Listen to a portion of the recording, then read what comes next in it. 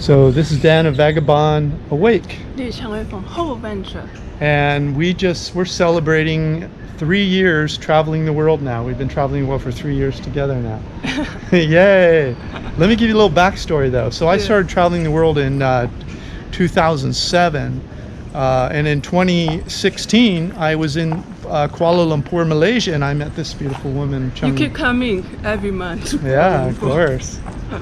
Who wouldn't? I was traveling all around Southeast Asia, and I would come back and see her. And I probably spent at least half of the year, wouldn't you say, in Malaysia in 2016? Yes. And finally, she said, "How come you never take me traveling with you?" And I said, "Giddy up, let's go." So we left the USA we left Malaysia in October of 2017. So it's 3 years. Before that, we've been traveled to Bali. Yeah, we did some trips. And Vietnam. Yeah. Yes. And so we left Malaysia, and we first went to London.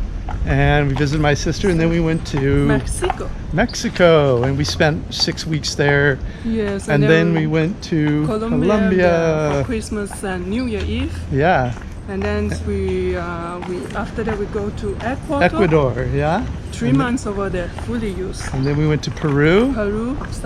Surprisingly Peru. Long time in Peru. 2 weeks become 2 months. Yeah, 2 months in Peru, and then we flew back to Mexico. No, we flew back to Mexico. Right. Yes. So we flew back to Mexico, and I began creating these retire cheap reports, and so we quickly went through. Seemed like 15 cities in 15 weeks in Mexico. That's so tired from me. Yeah, and then we went to Scotland. Scotland, we see the sister again. Yeah. She moved. And then after Scotland, we went to Hungary. Hungary, visits my friends, and then then we went to Austria. And Slovakia. And then after that we went to Portugal. And then Morocco, Spain, and then back to Malaysia. Yeah. Again. And then from Malaysia, we went to Thailand. And then from Thailand, and then we go to Vietnam for 3 months. 3 months. Very nice. And then we went to Cambodia for a month. Yes. And then we go to Thailand again. And then back to Malaysia. For 2 weeks. And then we spent 6 months in the Philippines. Yes, 7 months. 7 months. 7, 8 months. And then we came here where we are now in Mexico. Yeah. Okay, so 36 months of traveling the world. It sounds like it could get hectic, crazy. Yes. So what would you say was the most relaxing time during those 36 months? It's the Philippine time. Philippine times? Yes. Which part? In Dumaguete, because we was stuck in Philippines, that we cannot travel around the Philippines. So we have the best time because it's finally I have time to relax myself, and we have a good place, good house, good neighborhoods, food and water and internet, the best one. So we were stuck in Dumaguete in the Philippines for 7 months. Yes. Because the coronavirus broke out while we were there, and they locked it down, so you couldn't go anywhere. Yeah. And we had been traveling the world by that time for like 30 months, moving, anywhere from every week to every, 2 weeks, 1 month, moving all the time, doing research, writing, making videos, and suddenly there we were for 6 months in one place. It really felt good, just to totally relax. The good thing is because the internet is strong over there. Yeah, so we didn't go out of our minds because they had great internet. Great internet, you're able to talk to your family, we're able to work. Yeah. Any other relaxing times? Mexico, yeah. Playa del Carmen, when we first left Malaysia on our first landing, we stayed in Playa del Carmen for 5 or 6 weeks. Yes. In a really nice condo, and we just cooked and enjoyed ourselves and enjoyed the beach and everything. And then anywhere else? I'm thinking Cuenca, Ecuador. Remember that house in Cuenca, Ecuador we stayed in? Yes. We stayed maybe an extra week or 2. Yes. It was really, and Cuenca was such a relaxing place. Yes, that's true. Okay, what was the roughest times? What is yours, man?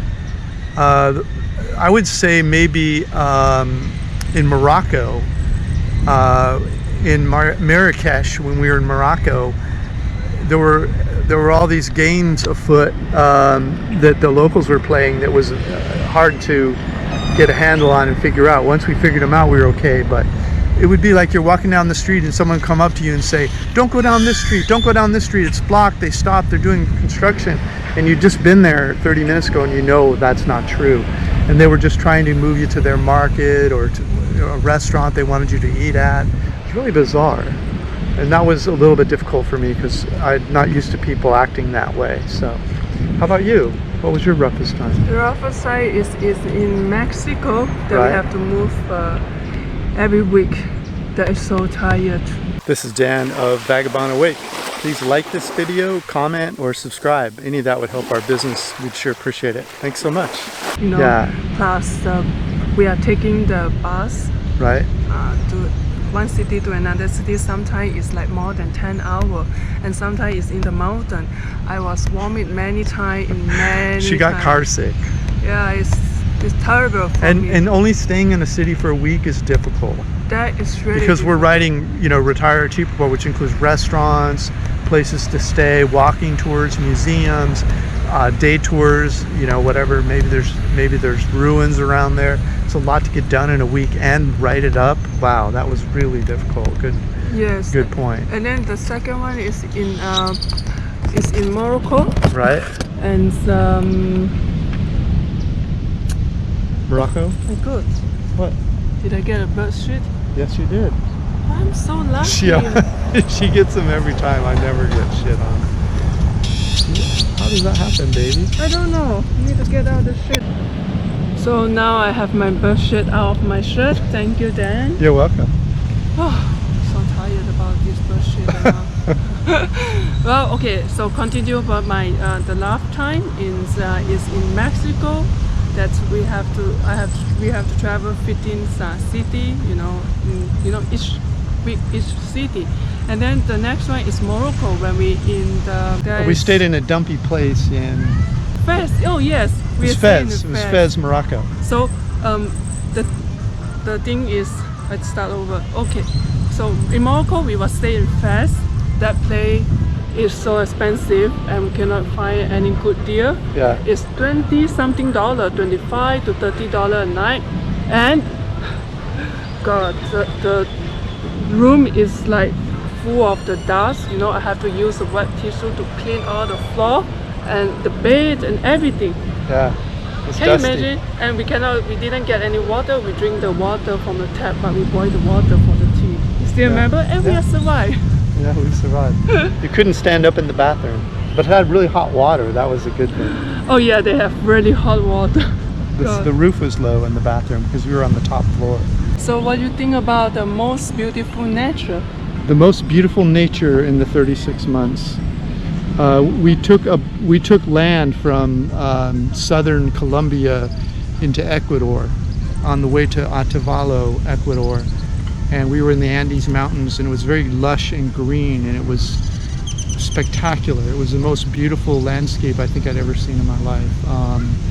It would be northern Ecuador, almost to Colombia. That's why I say take bus ride. Yeah. That's where I was telling you to take a bus so you can actually see the terrain. Yeah. Yeah. Yeah. What about you? What was the most beautiful? My one is Apple Island in Philippines. Yeah. When we go, even you just snorkeling, you can see beautiful fish, turtle, and coral. So beautiful. I never see that beautiful ocean in my life. That was gorgeous, and that reminds me of the Galapagos. Oh yeah. The Galapagos were amazing. Of course, they're also Ecuador, because in the Galapagos, the animals can go wherever they want. It's the people that have to maintain on a path or certain parts of the island, and so really, it's like a reverse zoo. The people are the ones that are constrained, and the animals roam free, and they're everywhere, and they're not afraid of you.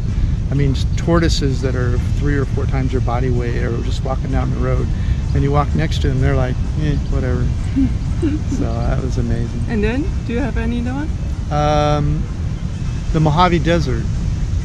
When we were in Morocco and we went out into the Mojave Desert, and there were those gorgeous sand dunes, and as far as the eye could see. And I never thought the desert would be beautiful, even though I lived in Arizona for a time. which I also thought was beautiful, but those dunes were amazing. How about you? I think there is Sahara Desert, right? Muhammad Desert? Mojave or Sahara? I don't remember. Is it Sahara? It's Sahara. Okay, Sahara. It's Sahara because there's a Chinese someone to go there. Okay. Yeah, so Sahara for me is the watching the sunrise in Sahara Desert. That is so gorgeous. Yeah, it was beautiful. What was the biggest cultural surprise for you? I would say it's Peru. Peru. Because we didn't expect that we would be there for so long. Actually, we was planning to go there for 2 weeks. Yeah. And we will stay there for 2 months. Yeah. And we moved a lot. Stopped at a lot of places. I think like nine cities that we stay, Yeah. at least 9 or 10. Yeah. It's crazy. It was a beautiful, amazing place. There's the thing that surprised me in Peru is that town called Trujillo. Yeah. It had Chan Chan, the Sun and Moon Temple, and and 𝐂𝐒𝐒. Now Chan Chan are these, I think it was like 9 or 10 castles. I wouldn't call them castles in a European sense, but they were just these amazing. They call it they call it temple. Temples, yeah. Yes. And so each generation, the king would build their own. It was like a compound, Yeah. and it was all built from sand, and it was very smooth and beautiful, and they were just gorgeous, and they were there 500 years. They were empty 500 years before the Spanish showed up, so we don't know if the Inca killed them or whatever. Yeah. And then the Sun and Moon Temple, those were huge, like bigger than the Egypt temples. And when the Spanish got there, they ran a river through them to get all the gold out. And so they destroyed probably 60% of those temples. But they're amazing. The hieroglyphics on the outside of them, nothing like it in the world. And then they have, in that 𝐂𝐒𝐒 place, they found ruins that were 3000 BC. So you're talking about like Egyptian times artifacts. So Peru blew my mind. Yeah, and also the Nazca line. Oh yeah, the We take Nazca lines. We took a plane over those. Yeah. And we see all the mummy, like The mummies. 2,000 years, but it's like no one taking care because Peru tourists only put the money on the Machu Picchu. Yeah, But other than Machu Picchu, those places that we name is so amazing. yeah, so amazing. Yes. And the other thing that culturally surprised me was Cartagena.